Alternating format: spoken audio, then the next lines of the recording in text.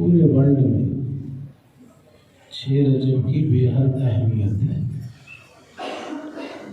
اور وہاں تو انڈیا میں تو چھٹی شریف گھر گھر منائی جاتی ہے ہر مہینے چاند کی 6 تاریخ کو، جیسے یہاں 11ویں شریف زیادہ ہے۔ تو خواجہ خواجگان حضرت خواجہ معین الدین چشتی اجمیری حسن سنجری شہنشاہ غریب نواز وہ ہستی ہیں کہ جن کے دم قدم سے برصغیر پاک و ہند کے اندر اسلام کا پھیلاؤ ہوا، فروغ ہوا۔ دین اسلام تو ادھر آیا تھا مکہ مدینہ میں، سعودی عرب میں، تو یہاں کیسے آ گیا؟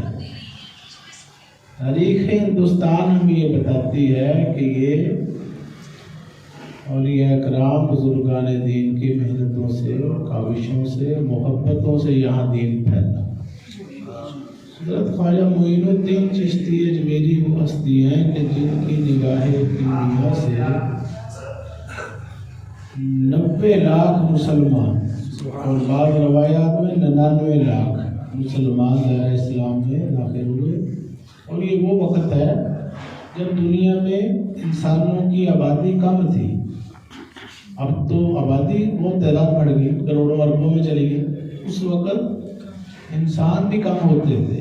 اس زمانے میں 99 لاکھ قریباً 1 کروڑ۔ تو یہ فیضان ہے حضور خواجہ صاحب کا، ورنہ آج کے مسلمان مندروں میں بیٹھے مورتیوں بتوں کے سامنے ڈھولکیاں بجا کے بھجن گا رہے ہوتے۔ یہ جو لا الہ الا اللہ محمد رسول اللہ کی صدائیں آ رہی ہیں ہمارے گھروں میں، قرآن مجید جو ہے پڑھا جا رہا ہے، یہ فیضان کس کا ہے؟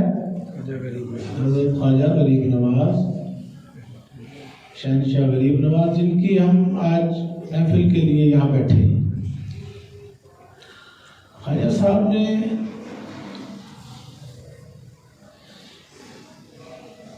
مکہ معظمہ، مدینہ منورہ حاضری دی اپنے پیر و مرشد حضرت خواجہ عثمان ہارونی کے ساتھ، تو روضہ رسول صلی اللہ علیہ وسلم سے آپ کو حکم ہوا کہ ہم نے آپ کو ہندوستان کی ولایت عطا فرمائی۔ پیر و مرشد نے کہا معین الدین بارگاہ رسالت میں سلام پیش کرو۔ سلام کیا، السلام علیکم یا رسول اللہ۔ جواباً آواز آئی وعلیکم السلام یا قطب المشائخ بحر و بر۔ تو آپ کو ہند الولی بنایا گیا، سلطان الہند بنایا گیا، ہندوستان کی ولایت کا تاج آپ کے سر پر رکھا گیا۔ خواجہ غریب نواز کو جب حضور نے مہر ولایت لگا کر بھیج دیا،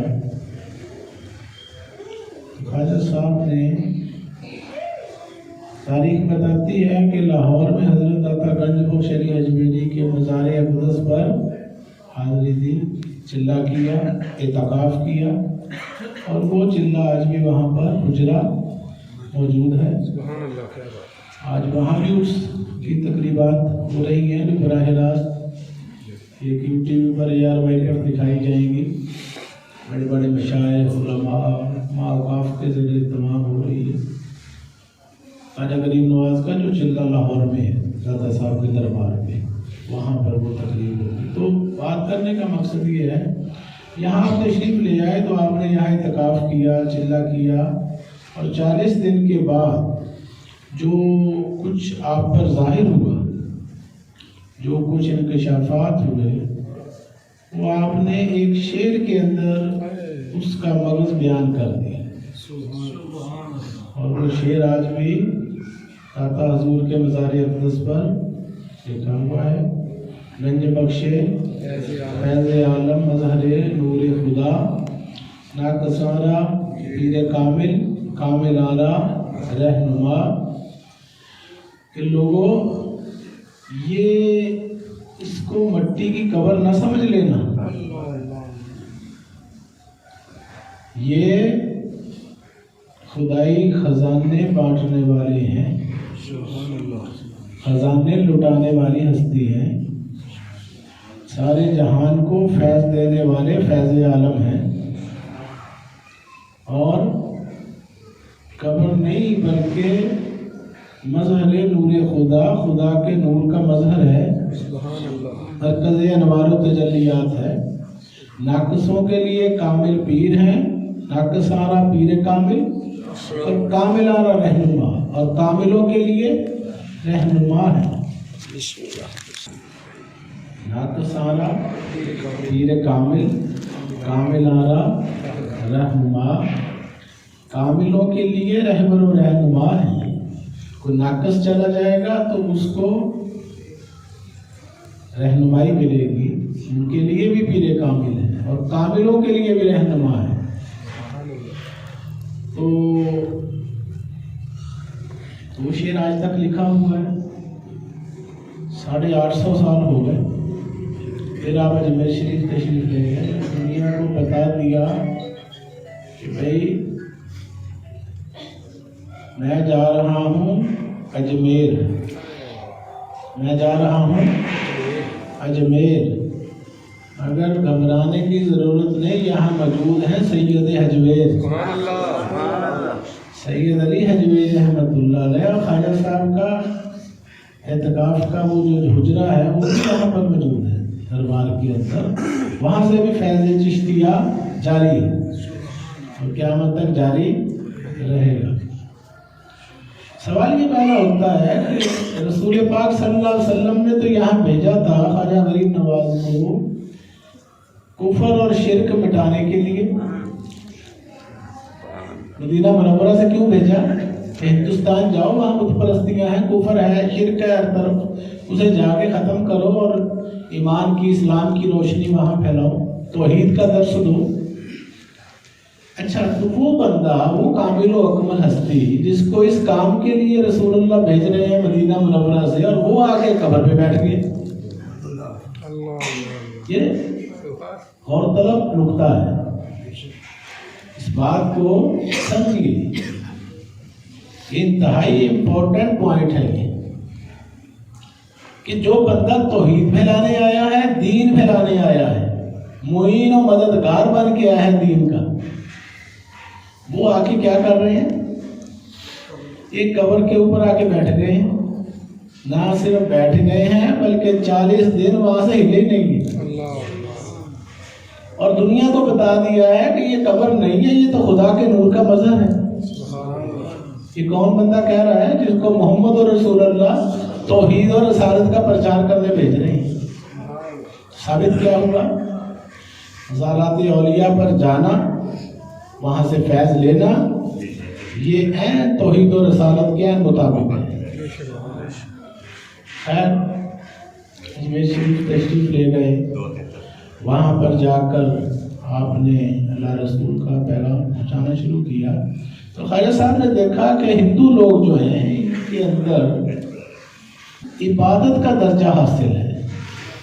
آپ نے وہاں ان کی نفسیات کا جائزہ لیا تو ایک اسٹریٹجی ترتیب دی کہ یہاں کے لوگوں کی نفسیات یہ ہے کہ یہ موسیقی کے دلدادہ ہیں، موسیقی ان کی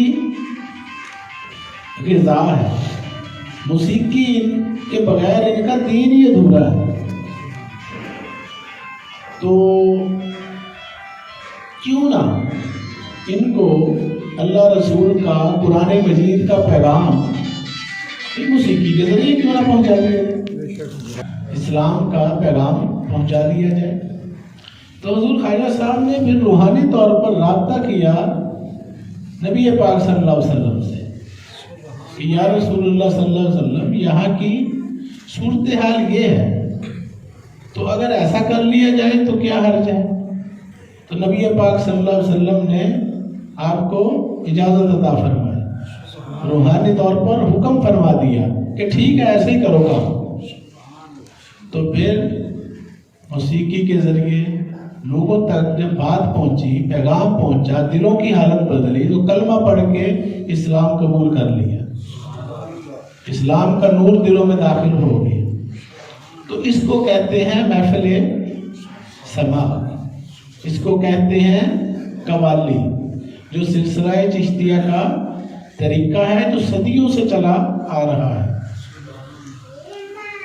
اس کے ذریعے لاکھوں مسلمان ہوئے، اس کے ذریعے دلوں میں عشق رسول کی شمع روشن کی گئی، تو وہ طریقے آج تک جاری ہیں۔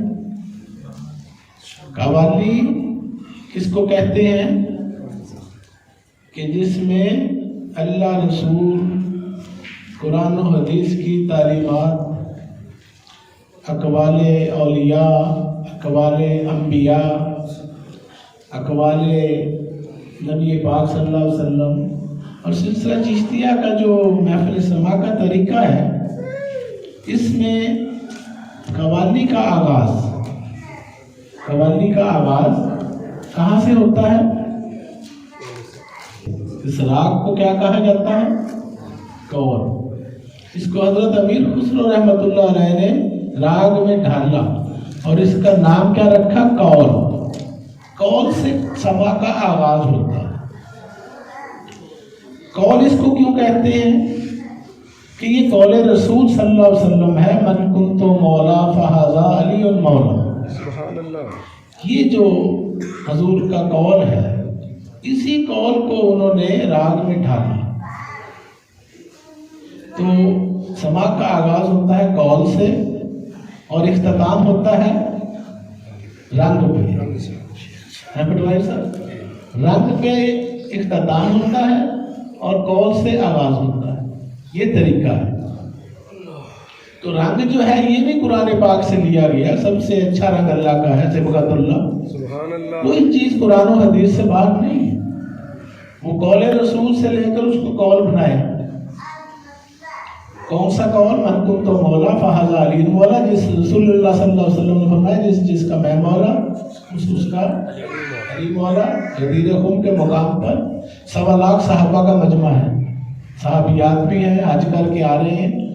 تو وہاں پر حضور نے ایک سٹیج بنوایا اونٹوں کے پلانوں کا، اور اوپر آپ تشریف لے کر حضرت سیدنا علی المرتضیٰ کو اوپر بلوایا، بلا کر آپ کا ہاتھ پکڑا اور فضا میں بلند کیا اور کہا کہ غور سے سن لو میرے صحابہ، یہ اعلان کر دیا، اس کو یاد رکھنا کہ من کنت مولا فہذا علی مولا، جو مجھے مانتا ہے یعنی نبوت کا قائل ہے، اس کے لیے ولایت کو ماننا ضروری ہے۔ نقطہ وہاں سے نکلا جو ہے وہ یہ تھا کہ انا ختم النبی لا نبی بعدی، میں آخری نبی ہوں، میرے بعد اب نبی کوئی نہیں آنا۔ مگر باب نبوت بند ہو رہا ہے لیکن باب ولایت کھول کے جا رہا ہوں۔ اس نے اب کام کرنا ہے نبیوں کا، جو پہلے نبی کرتے تھے اب یہ ولی کیا کریں گے، اولیاء کریں گے۔ ولایت کا آغاز جہاں سے ہوا اس ہی قول کو قوالی کے اندر جو ہے وہ آغاز کیا جاتا ہے۔ کون سا قول؟ رسول پاک صلی اللہ علیہ وسلم کے سامنے 1.25 لاکھ صحابہ کا مجمع ہے، ایک بہت بڑا جمع وفیل ہے۔ اس حدیث کی راوی صحابیات بھی ہیں اور صحابہ کرام بھی ہیں، بخاری مسلم مستند متفق علیہ کی حدیث ہے۔ تو